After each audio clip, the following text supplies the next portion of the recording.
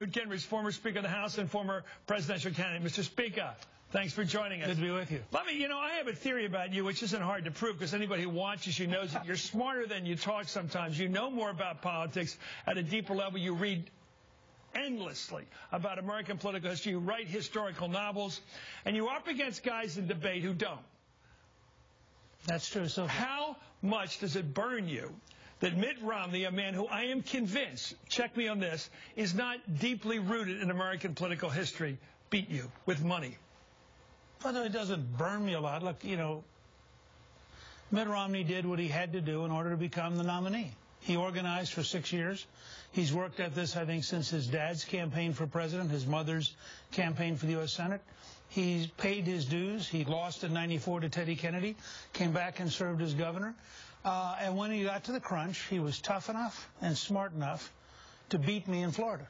Now, I have real respect, and you have the same business. You've been at this stuff. When you have somebody who's tough enough to look you in the eye and over you. Does he tell the truth about you? No. Right. But he did what he had to do. So end justifies the means, and we get the best man that way. No, it's not that. It's that, go back and look at what Obama did to Hillary. These are tough fights. You know this. You've been through them. You throw the kitchen sink. He was in a situation where everything he'd ever done was going to disappear if I beat him in Florida. And so he said, look, I got two choices. I can throw the kitchen sink at Gingrich, okay, or I can be a nice guy and not be the nominee. Well, what burns me as a student of politics is that someone like yourself, who has been studying politics, look at, we've got a history of the presidency. We've got people like Woodrow Wilson, who wrote A Life of Washington. We've got people who came into the office who actually earned it in terms of deep thought about what the office meant historically. Mitt Romney is not that guy. He's a guy who's a man of faith. Okay, we'll give him that. Of family, give him that. And of business, give him that. But he's certainly not a man of history or in any kind of historical understanding of the presidency. He doesn't understand what it is. He thinks it's a business tinkerer job. A guy wouldn't fix it. Tell me what I've missed about him. Look, I don't think that's fair. Tell me what I've missed. First of all, I think having served as governor is a step. But I also think something deeper. This is a guy who has thought about this, at least, since his father ran in 1968. Yeah, about doing what Daddy couldn't do. Right. But he's thought about it. Is that he's thought about it at a serious level. Is that understanding our country? I would say, I'll just say this, having collided with him head on and having collided with his organization head on and now working with him on the campaign, he has assembled a very smart group of people. And he listens to them well, and he asks them tough questions, and he is approaching this as methodically as anybody I know. You know, back in the 1950s, Sam Lobel, who's one of the great political scientists of all time, was at election night with a whole bunch of academics who were shocked that Eisenhower won over Stevenson. Yeah. And he walked around the room, and not a single person in the room had voted for Eisenhower. And guys, this is a sign of how big the gap is in America. I understand that. Okay. Mitt Romney is a lot like Eisenhower. He is a very good organizer. He is a very methodical person. He is prepared to systematically do what he thinks is right for the country. And I think he might turn out to make a surprisingly good Yeah, but let me tell you, that's where it gets to me, because Eisenhower received the Nazi surrender, okay? Eisenhower won the war in Europe from the western side. Sure. Eisenhower was a man of peace who kept us out of the Indochina War, kept us out of Lebanon. He kept us out of a lot of things like the Suez Campaign. He already took us into Lebanon. That was about it. He was a man of peace who had seen war. The other guy is a guy who had never seen war, who talks like a hawk. So I got a problem with that. Romney talks like he's been to war, but he hasn't. No, but okay, again, am I right? Look, the parallels aren't even, but I think the point is, Stevenson was much more eloquent than Eisenhower. Stevenson was much more admired by the intellectuals than Eisenhower. Different presidents come from different backgrounds. I mean, who would have guessed in 1860... But it's such a stretch to compare him to Ike. No, but who would have guessed in 1860 that Lincoln would end up being as eloquent and as effective as he was? Okay. I'm just saying... So you're saying he's a long shot. I'm saying that you don't know today, and he doesn't know today, exactly what kind of president he'll be. But you're not going to agree with this, but look at Obama. Obama is one of the most articulate, eloquent people we've ever had, and I think he's largely an amateur. I think that his misunderstanding of this city is extraordinary. Okay, that's your shot. Let's take a look at an earlier shot you made against Romney. Here you took on Romney's claim he wasn't a career politician back in January during that Meet the Press debate, and I actually thought this was quite a smart comment by you. Let's watch it. This, for me, politics is not a career. For me, my career was being in business and starting a business and making it successful. My life's passion has been my family, my faith, and my country. Can we drop a little bit of the pious baloney? The fact is, you ran in '94 and lost. That's why you weren't serving the Senate with Rick Santorum. You've been running consistently for years and years and years. So this idea that suddenly citizenship showed up in your mind, just level with the American people. You've been running for at least since the 1990s. You got him to laugh because it was true. Well, he's a failed politician who claims to be better than that. Okay, but now I have to tell you, he's probably laughing watching this because now he's a successful politician. He's going to be the Republican nominee. But his claim to have been a citizen by choice, some kind of business guy who stayed away from the dirtiness of politics, was forced on him by defeat.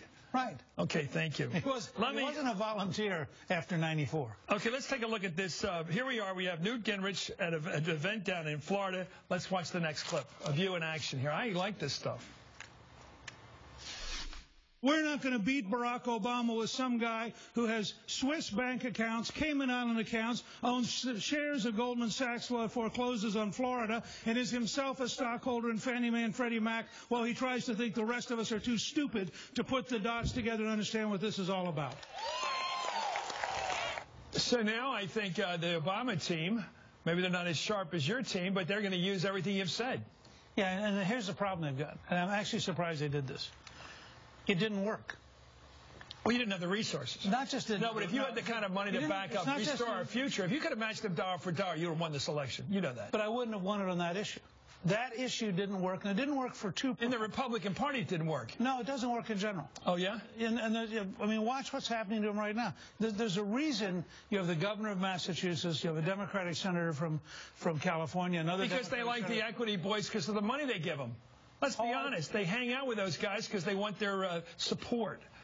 You know what's going on. Cory Booker, come on. Look at this. All these guys like Val Patrick, they love those guys. So you're saying the only honest, ethical guys are guys like Barack Obama, who was the number one choice. No, I thought you were being honest there. No. I think you had a streak of honesty there saying, do you want some chop shop guy coming in and taking over the American political system when his only claim to fame is he knew how to shut down business and cost cut him to death so he could flip them?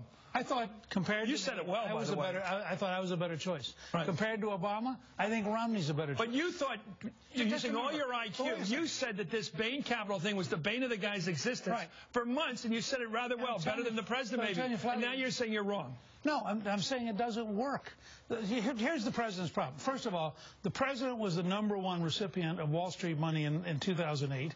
The president was loved by everybody who he's now attacked. For reasons that have nothing to do with economics. And you smile, but you know these people on Wall Street never vote their economic interests when they vote for a liberal. They don't want regulation. They don't want high taxes. They do it despite that. Whereas the Republican guys do it because they like those deals. You know the difference. I'm just reporting to you that your position, which is if they're for us, they're not virtuous, but if they're for No. I think a lot of people vote their interests, but in case of Wall Street, clearly the interest lies in the Republican. Here's the deeper problem. And it's twofold. One, Obama has set up a class warfare paradigm which people reject. And two, his performance in the economy is so bad that a president with this level of unemployment attacking business, I think, is just not credible. Okay. Let me try the class warfare the other way. Suppose a guy comes along and said, look at me, I made $250 million. If you do it my way, we win. Isn't that class warfare? If you benefit from having a guy as successful as me, that was his word, successful, we'll have a better country. In other words, my wealth is my case for my presidency. Well, that's what George Washington would have said. That's what, I mean, the fact is... They were elites. Historically, what they would have said is they're interested in ending poverty by leveling up, not leveling down. Just remember, Washington had a couple hundred slaves, and there was a different kind of politics. Let's take a look at some of those stuff. I don't think anything we say here is as good as what you're saying in the campaign. You described the choice between yourself and the president in terms just a few months ago on the trial. I want you to analyze some of the signals you're sending. These are called dog whistles you watched. Let's listen. If you're for paychecks, you're with us. If you're for food stamps, you're with Barack Obama. If you are for American exceptionalism, you're us. If you're for European socialism and Saul Alinsky radicalism, you're with Barack Obama. If you are, in fact, in favor of a strong America in a dangerous world, you're with us. If you're for a weak America that tries to appease its enemies, you're with Obama. Now, I've been applauding your intellect, but then you use a phrase like food stamps with all the coinage that it's got. Fine. I know what the game you're playing. Minorities, okay. But then the Saul Alinsky line. Do you think the average person out there has any idea of Saul Alinsky? They think they're hearing Trotsky. You know what you're saying. Saul Alinsky.